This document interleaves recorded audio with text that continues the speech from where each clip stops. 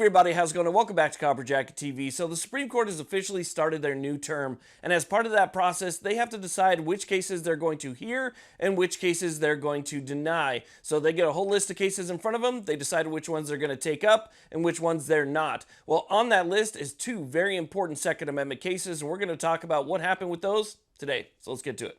Now, before we get started, I noticed there's a huge percentage of people out there who watch these videos but are not subscribed. If you wouldn't mind, take a quick second, hit that subscribe button. It's free, it doesn't cost you anything. Hit that little bell notification and stay on top of your Second Amendment rights. And also, check out the main sponsor of this channel, which is the USCCA. With your USCCA membership, you get things like self-defense, liability, insurance, reciprocity maps, online education and training, and a lot more. It's the best membership you could ever have in your wallet. So if you carry to defend yourself, I suggest you have a USCCA membership. Okay, so let's go and talk about these two cases, one of which was brought forward by the GOA.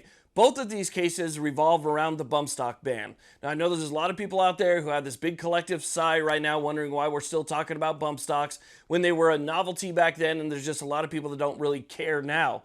But it's not about bump stocks, and it never has been. What this case is really about is about the ATF changing definitions of things in order to ban them or put them on a list where they don't belong. It's like if the ATF said that an orange was an apple, if apples were banned and they turned that orange into an apple, well, guess what? The orange would be banned too. So they're trying to take something that isn't something they say it is and make it something that's regulated.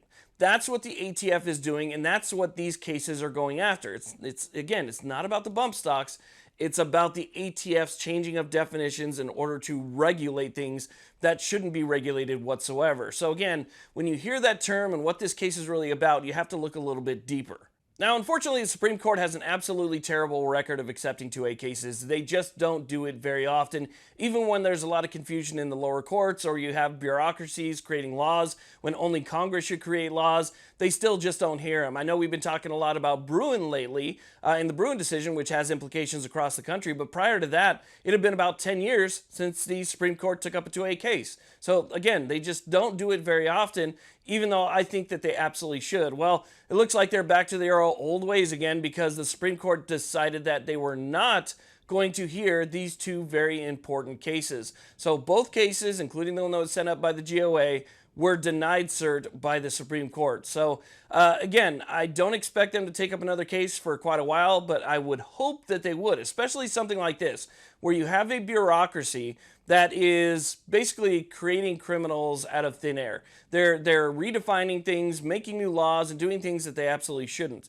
So the Supreme Court should have taken these cases, clarified what the powers of the ATF are, and whether or not that this should be considered unconstitutional or not, but they didn't. And again, I think we're on another track where it could be some time before the Supreme Court decides to take anything else up. But we'll pay attention to every single case that heads up to the Supreme Court, and we'll watch to see if they accept it. And if they accept one, I'll definitely get to you guys, because anytime the Supreme Court accepts one of these cases, it's a pretty big deal, especially given their track record on constitutional things that revolve around the Second Amendment. So I wanted to bring that to your attention. I want to thank you all very much for watching. I really do appreciate it. Please like, subscribe. You guys have a great day.